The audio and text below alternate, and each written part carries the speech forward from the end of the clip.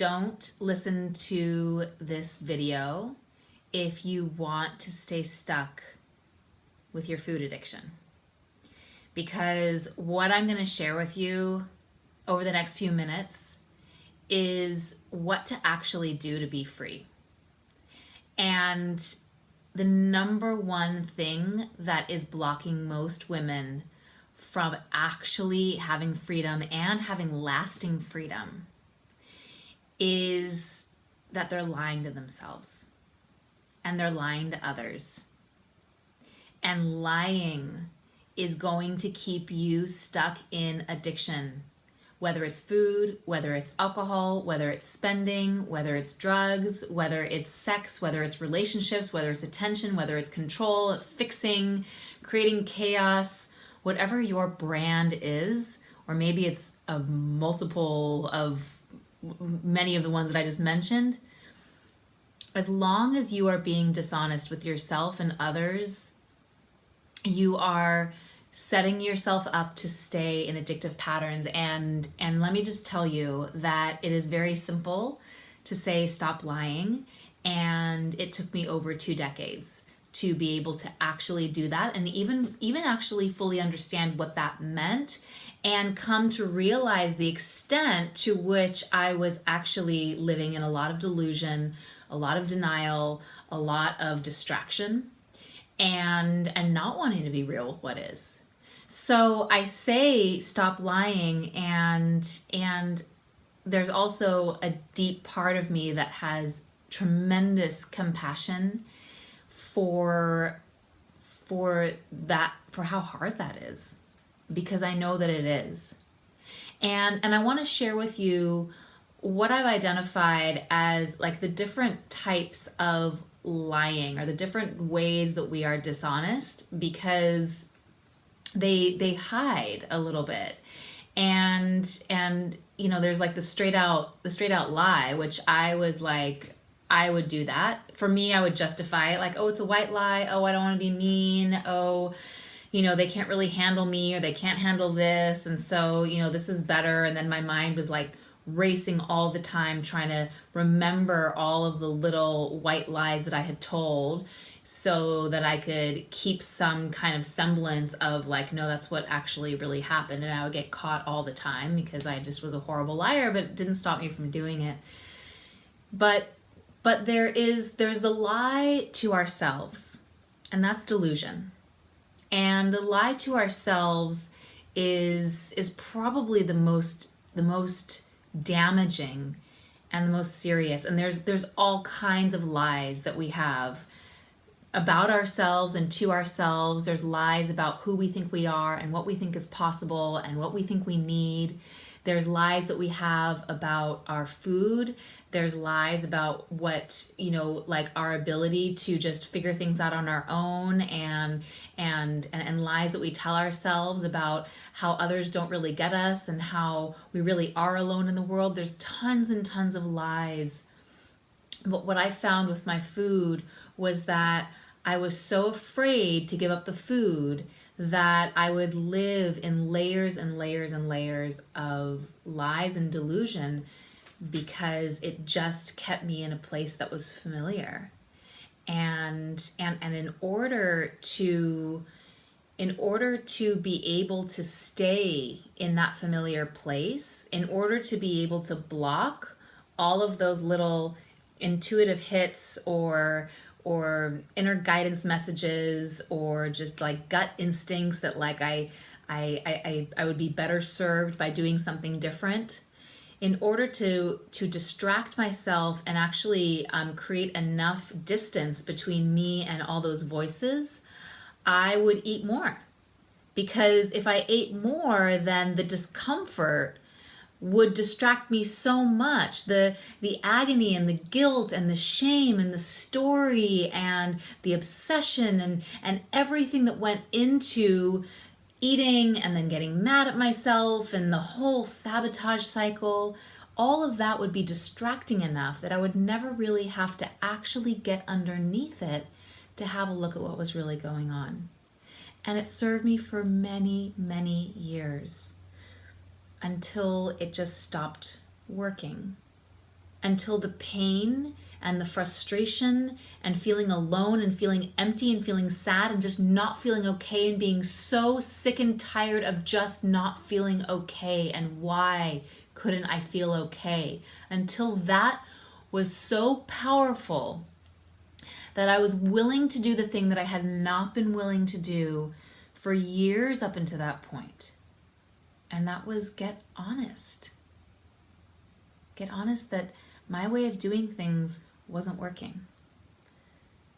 Get honest that even though I had so much nutrition information, I was an expert in health and fitness, I had all the nutrition knowledge and the health information, and I could help other people, and I had all the slogans, and I sort of knew a lot, but that none of it was actually getting me free. And so really, really getting honest about my level of delusion was so huge. And then the next part of lying was the lying I was doing by omission to others.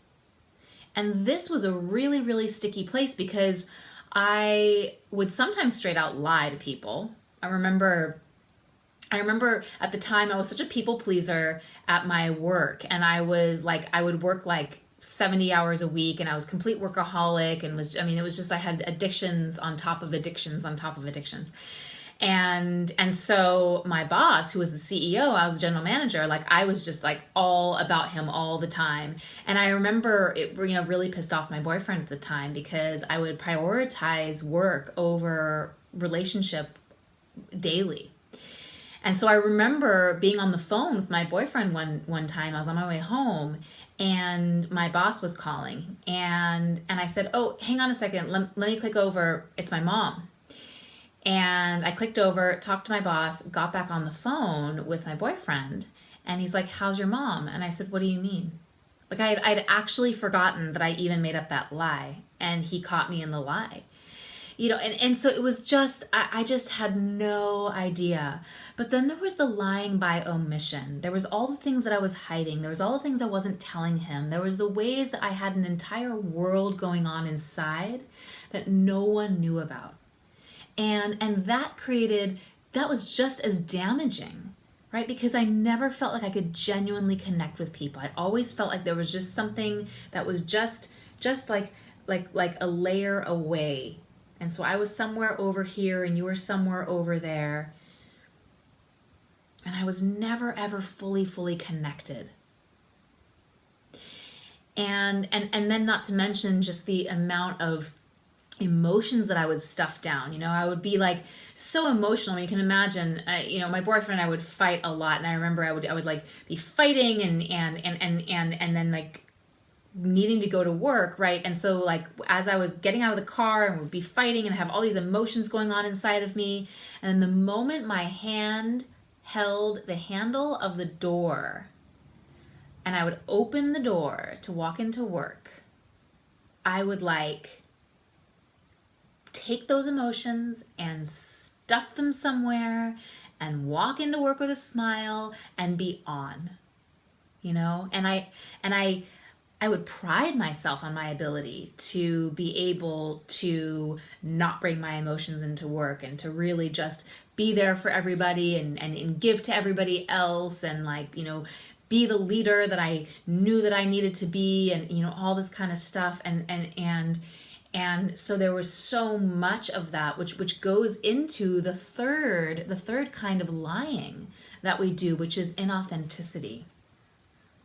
And inauthenticity, which a lot of women who I work with, they also hear the word incongruence. And so what does incongruence mean? Incongruence is the same as inauthenticity, where it's like the way that I'm feeling on the inside, or that my inner reality is different from how I'm behaving or acting on the outside. So I can be inside, I can be burning up with rage or jealousy or envy or feeling super insecure or feeling really anxious and lost. And someone will say, "Hey, how are you?" And I'm like, "Oh, I'm fine, how are you?" And meanwhile, like in my mind, I'm like, "I hate you," And there's this discrepancy between how I'm feeling on the inside and how I am am presenting, my stage character out here on the outside. And that level of inauthenticity is also something that addiction just thrives in. So addiction, what I found is it completely thrives in the nooks and crannies of our own inner inconsistencies.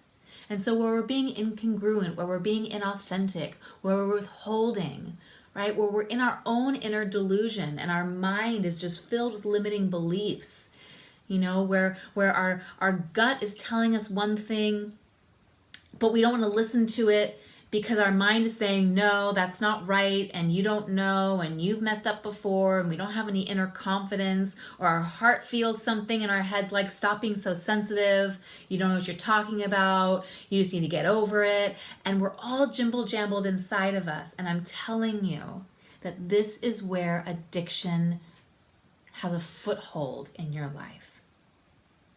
And so that's why when I'm helping women to get free from food addiction or any addiction, yes, it would be really nice to say, oh, just never eat the sugar again and you'll be free. Just never eat the gluten again and you'll be free. Just think it through and you'll be free. And I'm telling you that stuff has an end date. It's a finite solution. Because ultimately, that part of us that is driving inside of us, that feels restless, that feels irritable, that feels discontent, that doesn't feel okay in your own skin, that constantly feels alone, that feels like you have this constant, like, how did everybody else get the playbook for how to do life and I don't get it? That feeling of being lost, of being empty, as long as that motor is running, I am telling you, it will take you back to that first bite or that first drink or that first action, whatever that is for you. And so if you truly, truly, truly want freedom, then you're going to have to get okay with getting honest with yourself. And we can do the most fancy spiritual practices. We can study with spiritual gurus. We can read ancient spiritual texts. We can even spout spiritual principles. But I'm telling you, there is nothing more spiritual than the ability to humbly get honest with yourself and others. And so if you are willing to do that, and you're willing to show up in your life getting honest, I am telling you, sister, that freedom is yours, and lasting freedom and real freedom, and being present in your life and trusting yourself to make healthy choices and feeling confident and helping others and spreading your light and living authentically, having genuine connections. This is all so possible for you. So my invitation to you is to have a consideration. Start with one question. How is the way that I am doing life working for me? How is the way that I am relating to food working? Do I have a sense of inner freedom? Or do I want more freedom? It's really, really simple, and I know that it's not easy.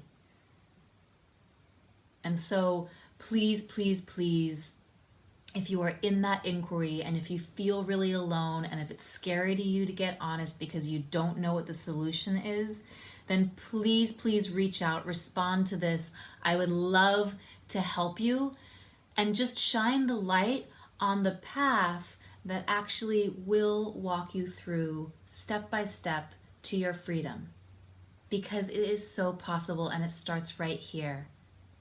So thank you so much for taking this time out. If you listen to all of this, then I know that you are ready for this, and I'm excited for you. I'm really, really excited for you.